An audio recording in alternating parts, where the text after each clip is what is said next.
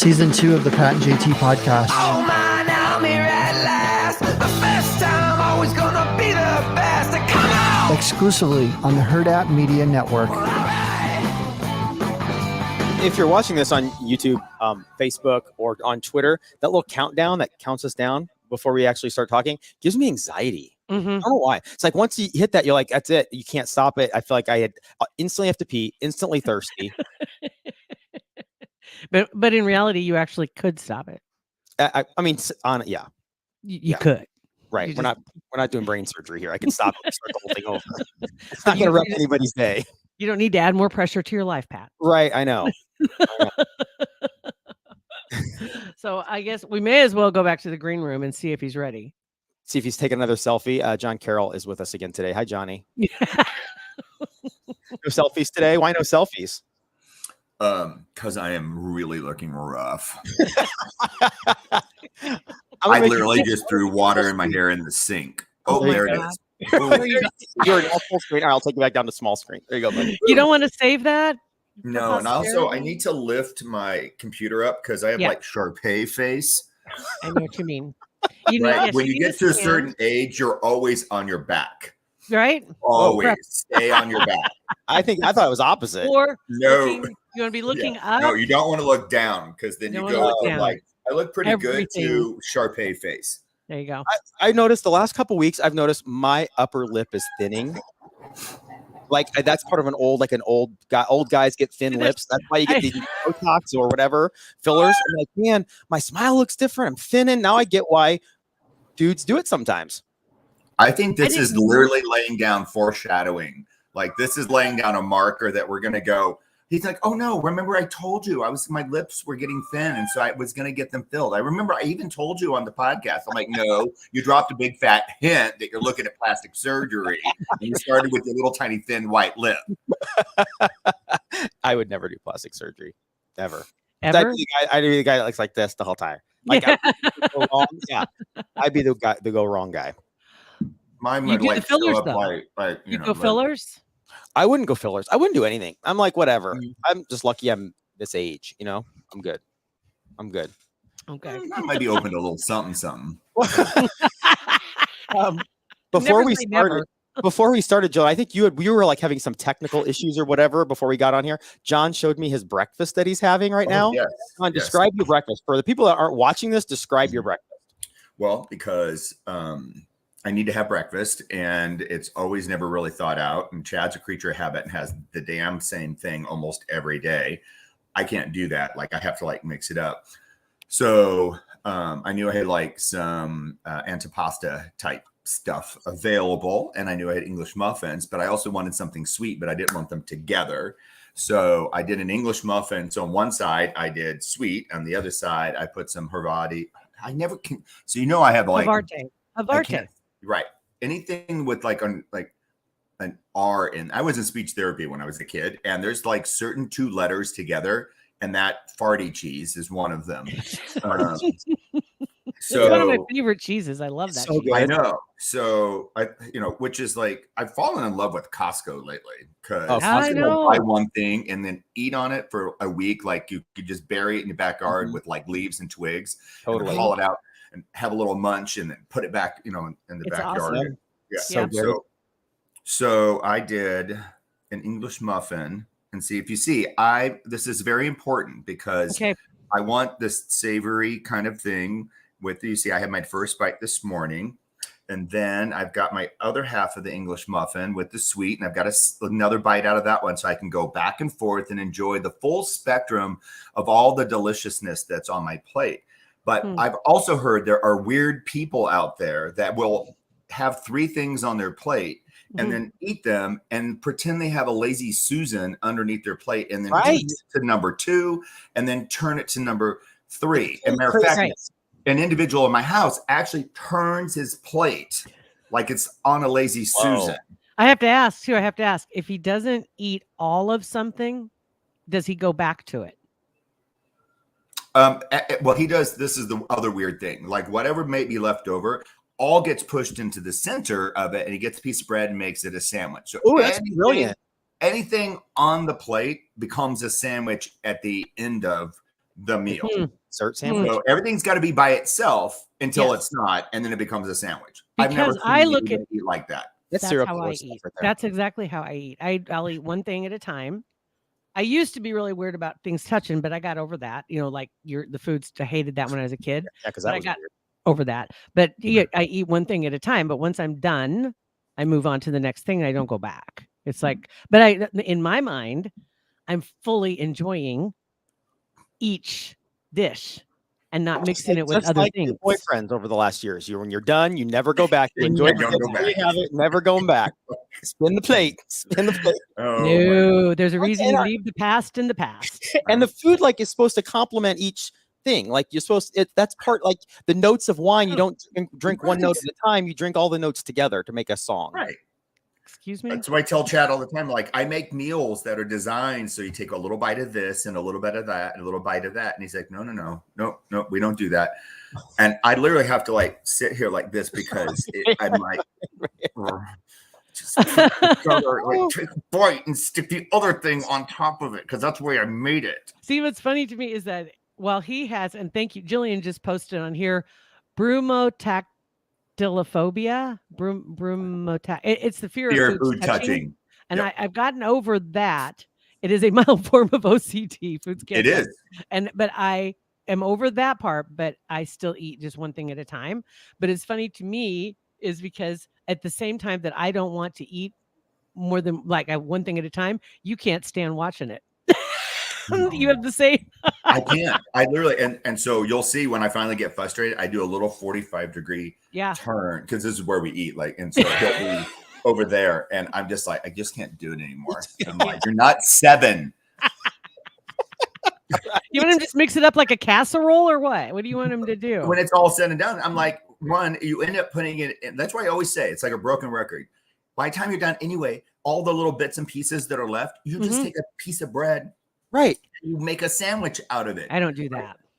And Right. so I'm Yeah, like, okay, after 20 years, I'm like, I'll just have to like still bitch about it, but like move on. My sister who passed a couple years ago, she did not like her food touching. So, and that was like kind of like a thing. It was like in separate little like countries on the plate with Like different borders, like little borders around of sufficient size, not to create a war between the foods. That's funny. I want to ask you something real quick about that. You said antipasta at the very beginning of this, and I've never understood if it's not everything's not pasta. Like, why do people call it antipasta? If it's not pasta, it's not pasta. The ante before pasta. Antipasto. And then some people will refer to it like if you have lots of things, it's antipasti. So it's what you eat before, like if you were Italian, what you eat before your spaghetti, basically. Yeah, exactly. Is it okay? Even though like spaghetti really isn't an Italian thing. You know, I live with an Italian. I hear this at least 100,000 times a year. You know, it's like not. I never knew that. Yeah, it's just ante before. Okay. Got it. Damn. Oh, Jane just wrote, she says, I keep a piece of my favorite food for my very last bite, so I end on a high note. That's good. Now, the thing that I do that drives Chad nuts is I leave something behind on my plate. That's adorable. You think that there's one thing that drives Chad nuts. Right? Shut up, JT. The one thing. That's cute. You always leave something, right? You always leave something, though? Is that what you're saying? You leave something behind at the very end. You don't clean your plate? So like, and it drives him nuts because then I get the story of like, well, I'm from South Dakota and like, you know, we were up there in the north in the plains and it was 1,000 million degrees below zero. And my grandpa would not, you know, let us like leave the table until everything was like gone off that plate because he makes fun of me like when I eat chicken wings and apparently there's like a whole chicken left when I'm done. So I know when I'm done with my round, I just pass him my plate and then I look over and then I mean basically it's just dust and a little bit of grizzle. Like he's cleaning the bone. I mean down. Like he eats the sides off like a dog. Like it's all you know how dogs they get to that little juicy part at the end and then they leave the middle part. That's my God. Like give him a little bone to or like I'll make, you know, any kind of sauce or whatever and then, you know, and I'll pull it out of the pan and I'll sit it down, and then he'll get up and he'll grab a spatula and he'll spend like 2 minutes scraping every last little bit and morsel. And he's like, look, there's like 4 teaspoons in here. And I'm like, wasteful. So yeah, wasteful. now my food's cold because you're over there rescuing the morsels. And that's the other thing. He'll eat stuff right out of the refrigerator cold. Anything. I love that. Love it. I love it. I prefer cold food. No. I prefer cold food than hot. Like I won't. Sometimes I'll have an entrees where I'll put it in for like half the time just so it's not hot. I'm not a huge hot food fan. I'm with you. But why not heat it up so then it cools down? Because then it's fully cooked. Then I can eat it faster. Oh, it's always cooked. Like if it's like, he just told on himself so I can eat it faster. Yeah. That's what it is. It's not because he prefers it that way. It's just I can eat faster. Yeah. He's like, ooh, I'm having lunch today. Nothing pisses me off more than when you get like a hot pizza or whatever. You take a bite and it like burns your mouth. Then you got to pull on it. It takes like 90 seconds to cool down. It's a waste of time. Oh my God. Nothing is, I mean, I would say 95% of any leftover. And that's the other thing. I don't do leftovers. It's rare for me to do a leftover because I cook. I'm the cook. So I'm always like wanting to create in the kitchen. Don't you find though leftovers taste like the flavor is more yes, the next like a lot of sauces or I make really good enchiladas. They're always better the next day. But that's like I said, there's a few like a lasagna. I love to warm back up. Enchiladas for sure. Chilies, soups. Those kinds of things. Soups, obviously, they're not really leftover. I just do big batches. I love cold enchiladas and cold lasagna right out of the fridge. Just cut a slice, put some salt on it. I love it. With some salt on it? Just some salt. A little bit How about salt on watermelon and cantaloupe? Absolutely. Yes, delicious. Yes. Okay. Oh, look, we found something. Common ground. That we all can enjoy. Common ground. Let's talk about why you look so rough, John. You never look rough. I do. I look really rough. I'm like, is it just a seasonal thing, John? Is it I think it's a little bit of allergies. And, oh my God. It's like let's get right up close. Here we go, folks. I was actually going to put a mask on the podcast. like a clay That's mask? how worried I was about it. I'm like, or like a real mask. I'll up and say I'm putting a mask on. Oh, that's funny. That's awesome. No, I was gonna say because I think this time of year, and I think almost every year I do get kind of like a summer cold, kind of whatever, but it's allergies probably, and a little bit because I've had the sneezes, and my head just feels like this, but I'm not sick. Right. And so it's like, I'm not even going to go down the road, but there's a reason. I'm not supposed to blow my nose right now because I had some dental work done. It's a long story, but regardless. Dental work. So anyway. Let me see the back of your ears, JT. Right? Swear to God. Had a bun all week. Just tied the bun. That's not it. But anyway, and so this hits the same week that I'm not supposed to be blowing my nose. Right. And I'm like, that's not good. I do feel bad for you because you've been sneezing a lot. And I know you have to sneeze with your mouth open. And she always she'll dive out of a meeting and you'll hear in the hallway, the door will shut, you'll hear, and you know that the wall's just painted. No, it's not. I cover my face. I do. Crack form in the right? And the pinching up the drywall. Yeah. The bad part is if you sneeze or you have the sniffles, everybody looks at you sideways. So. Oh my God! Yes, oh my God! Did you just inoculate all of us with like viral particles? If I get the crud, it's like, it's this.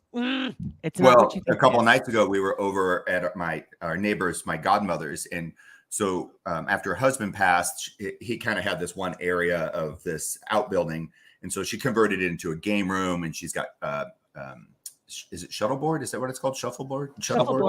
Shuffleboard, yeah, the little thing with the sawdust and all that. Shuffle. Shuffle. Shuffle. So she's got that, but she bought this game that it's like back in the day, like Pac-Man and Frogger, except for because of all the digital stuff, it's got like 60 games on it.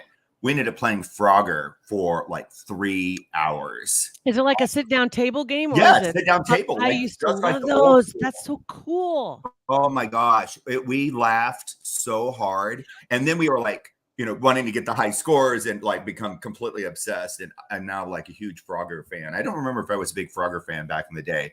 It was fun. Chad likes Mrs. Pac-Man. And So anyway, so we played. Well, then the next morning I call her and she's like, "Good morning," and just all head coldy. And I'm like, "Oh my God, do you have freaking COVID?" I just sit across from you for 3 hours. So I'm like, "Do you have any kits to test?" And I'm like, "Because I got stuff I have to do." And she's like, she said, "No, I just think it's allergies." But I'm like, in today's world, you can't just guarantee. And my face was like 4 feet from your face for 3 hours. So I'm like, I got to kind of know things. So, so I came over and I gave her a COVID test. I'm like, "Give me your nose." Oh my God. Didn't they say, isn't there now a test that they can do breathalyzer?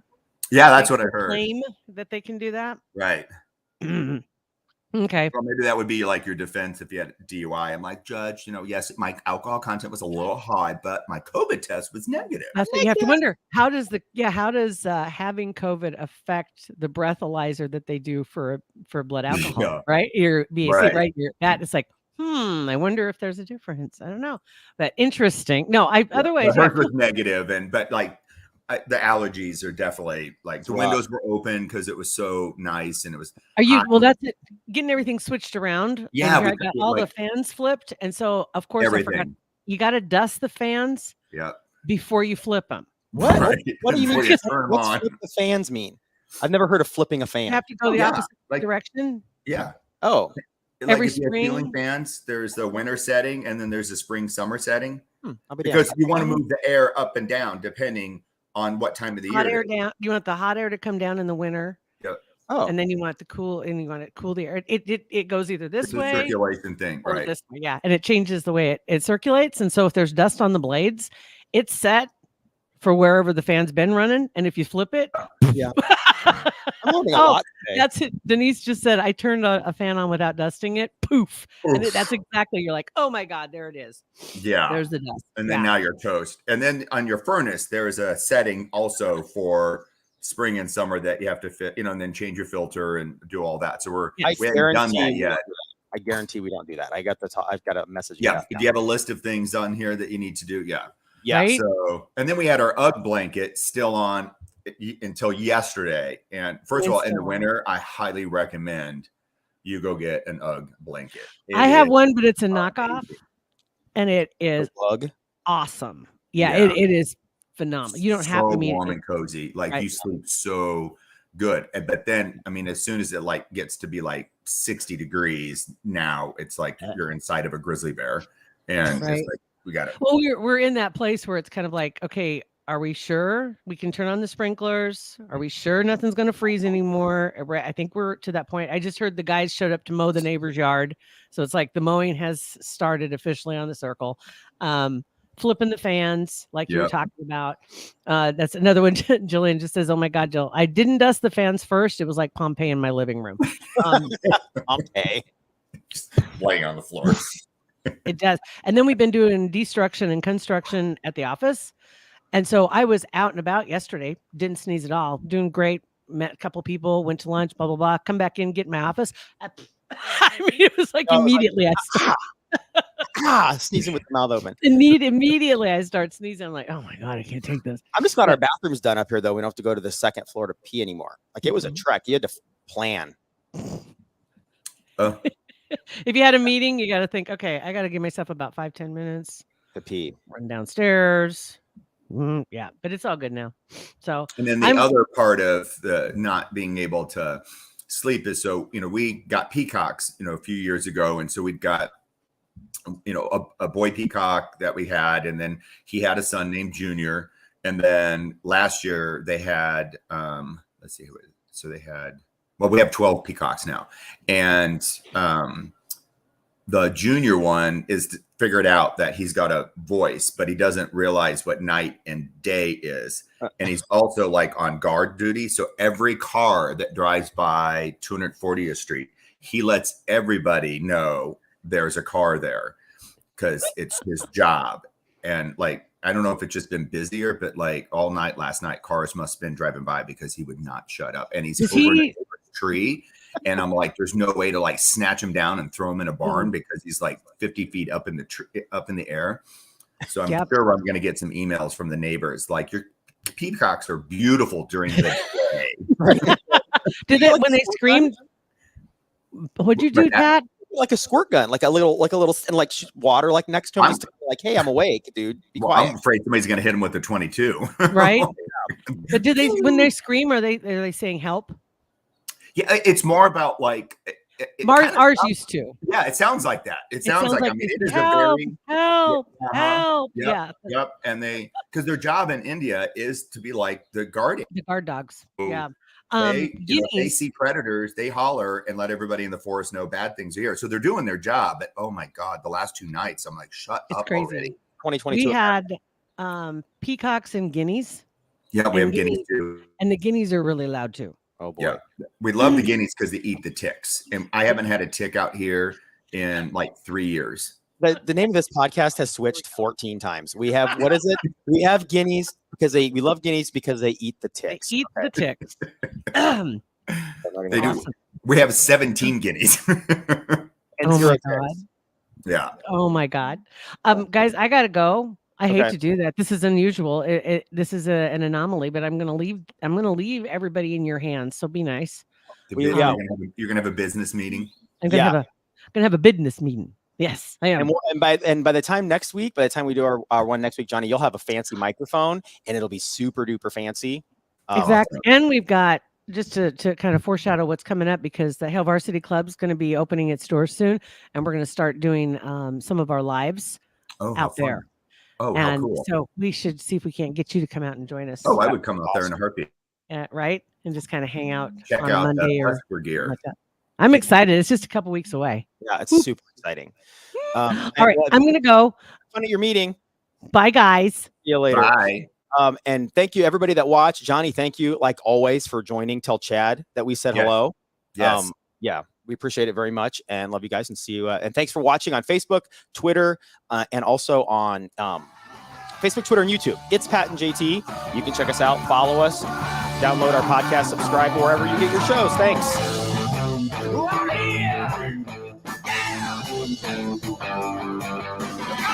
Pat and JT Podcast, a Huda Media Production.